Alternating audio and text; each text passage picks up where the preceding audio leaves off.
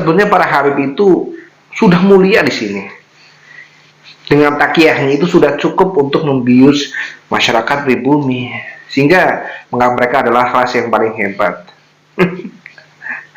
Tapi kesalahan mereka adalah sering menyepelekan pribumi, menganggap ilmu sebagai budak. Banyak sekali kekurangan ajaran mereka. Tidak Habib yang kasar, tidak Habib yang halus, semuanya sama saja. Tapi apakah hal seperti ini akan kita biarkan? Tidak, kita harus melawannya. Assalamualaikum warahmatullahi wabarakatuh. Selamat datang guys di channel Diam saudara. Sejak kedatangan mereka, para Bani Alawi yang dibawa oleh pemerintah Belanda, kita sudah menemukan banyak sekali kejanggalan. Termasuk ada sosok Habib Utsman bin Yahya yang ternyata itu adalah settingan pemerintah Belanda yang ditugaskan untuk memecah belah umat Islam di Nusantara. Luar biasa mereka. Ini saya akan membacakan 22 kejanggalan nasab Alawi. Ya, mudah-mudahan ini bisa memberikan wawasan kepada para muhibbin, kepada para habib, kepada orang-orang awam, kepada semuanya, bahwa mereka Habib-Habib Balawi itu tidak sesuai dengan yang kalian pikirkan. Mereka bukanlah hudurah Rasul. Kejanggalan nasab Ba'alwi. 1. Ubaidillah leluhur Ba'alwi itu fiktif karena tidak tercatat di kitab-kitab sejaman. 2. Menurut versi Ba'alwi, Alwi saudara kandung Jadid. Di dalam kitab As-Suluk, tapi di dalam kitab Tarikh Ibnu Khaldun, Alwi bukanlah saudara dari Jadid. Dan juga dalam data lain disebutkan Alwi dari Husaini, sedangkan Jadid dari jalur Hasani. Jelas di keluarga yang berbeda.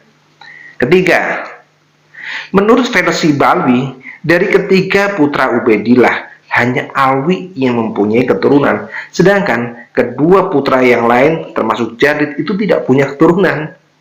Nah, di dalam kitab lain dijelaskan bahwa Jadid itu punya keturunan. Jadi versinya itu berbeda dengan versi yang masyhur secara umum.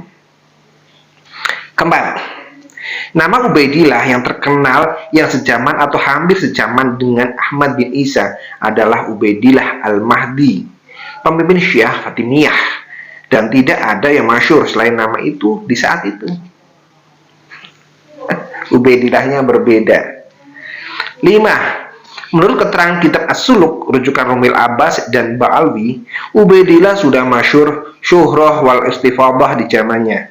Tetapi anehnya, tidak syuhrah wal istifadah di zaman-zaman berikutnya, dan tiba syuhrah wal istifadah lagi setelah 550 tahun, dan tiba-tiba tercatat lagi. Bagaimana penerusan sejarahnya ya selama rentan waktu 550 tahun. Keenam, silsilah Ba'alwi yang sesungguhnya bisa jadi tersambung ke Ubaidillah Al-Mahdi, karena di situ ada juga nama Muhammad Sahih Mirbad yang juga ada di silsilah Ba'alwi. Yang ketujuh, di dalam silsilah Ba'alwi ada nama Al-Faqih Muqaddam yang merupakan putra Muhammad Sahib Mirbad.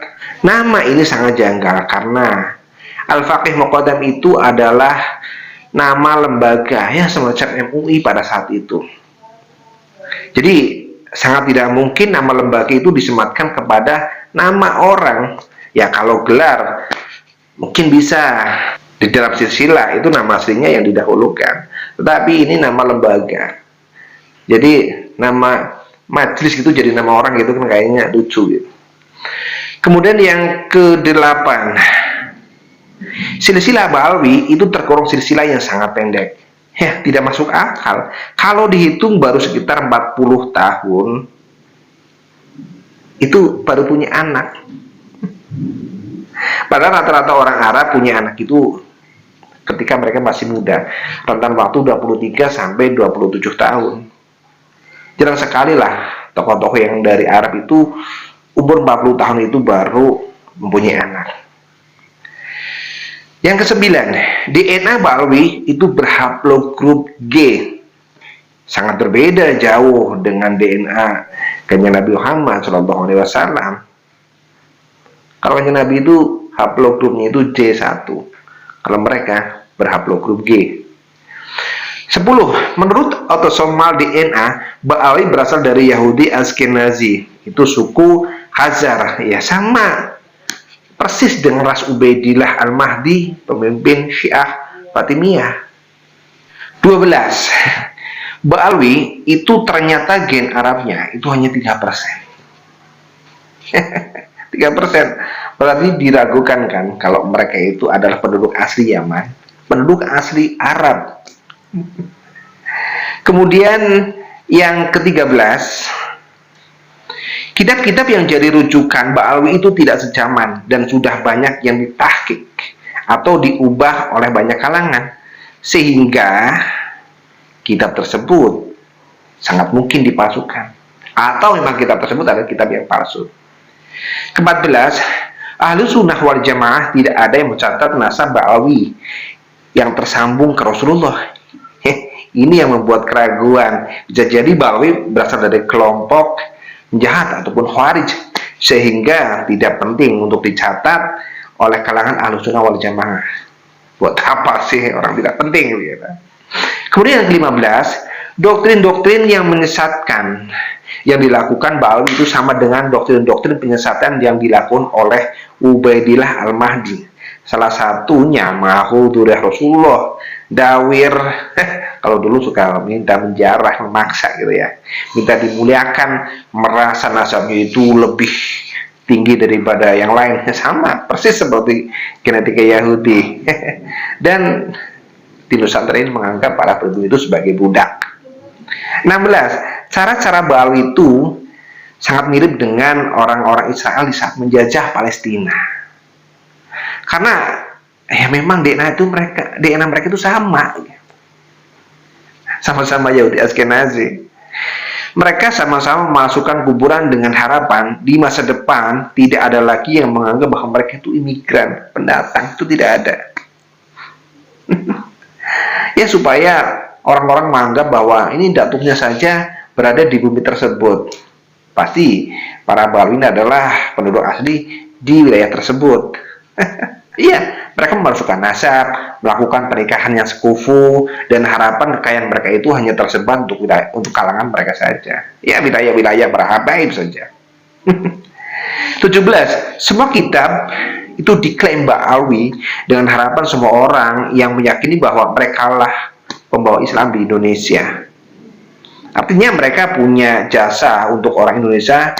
Jadi orang Indonesia itu harus membalas budi mereka, sama seperti Ketua PBNU, Rois Am itu mengatakan bahwa jasa Ba'alawi itu banyak sekali di Nusantara. Ya, termasuk dari pondok-pondok Thariqah itu banyak sekali kitab-kitab yang diminta oleh Habib Lutfi dan konon katanya tidak dikembalikan. Yang ke-18, nama Habaib itu hanya masyhur di Indonesia, tetapi tidak masyhur di Yaman, tempat mereka. Karena Habib itu adalah panggilan orang-orang Yahudi yang sebenarnya, karena mereka itu merasa orang-orang yang dicintai. Ini yang membuat keanehan. 19.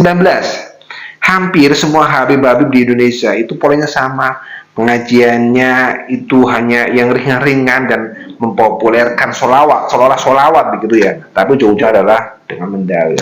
Ya, dengan mendawir, dengan menjual bekas jiko, menjual bekas sorban gitu. Kemudian yang ke-20, Ba'alawi itu punya banyak ideologi. Ada yang Syiah, komunisme, Marxisme, narsisme, Wahabi, Benconisme. Artinya mereka ini masuk ke semua lini, masuk di semua ideologi demi eksistensi kelompok mereka. 21. Nama-nama marga Ba'alawi itu banyak yang sama dengan nama-nama marga Dzurriyyah Rasul yang asli. Ya, mirip gitu, dimirip-miripkan. Tapi ini yang membuat janggal malah. 22. Wajah-wajah orang-orang Ba'alawi itu tidak sama seperti wajah orang Arab orisinil. Tapi memang mirip-mirip wajah-wajah Mesir kuno, yaitu Yuya, mertuanya Fir'aun. Ya, Habib Yuya gitu. Itu wajahnya mirip-mirip para habaib. Ke-23, ya tidak mungkinlah Durah Rasul itu menjadi antek Belanda seperti Usman bin Yahya dan sebagainya. Tidak mungkin. Yang namanya Durah Rasul itu pasti akan berjiwa patriotisme, siap untuk berperang, siap untuk melawan siapapun yang menjajah negerinya. Tapi tidak untuk Balawi. Mereka menjadi antek Belanda, kemudian malah memecah belah dan membawa fatwa yang sesat yang menguntungkan penjajah dan merugikan pribumi. Ulama, kiai, pribumi itu tidak boleh melakukan perlawanan terhadap pemerintah Belanda. Ini fatwa apa? Fatwa yang goblok namanya. Ya, inilah Bali yang insya Allah sebentar lagi kebohongan mereka itu akan berakhir dan mereka rungkat. Karena mereka sudah kenyang selama ini untuk mengacak-acak negeri ini. Baik Habib yang kasar, Habib yang halus, itu sama saja. Mereka sama-sama bangsa. Oke? Mari kita jaga negeri ini dari tangan-tangan orang-orang jahat, dari para pencuri makan dan dari para pencuri nasab.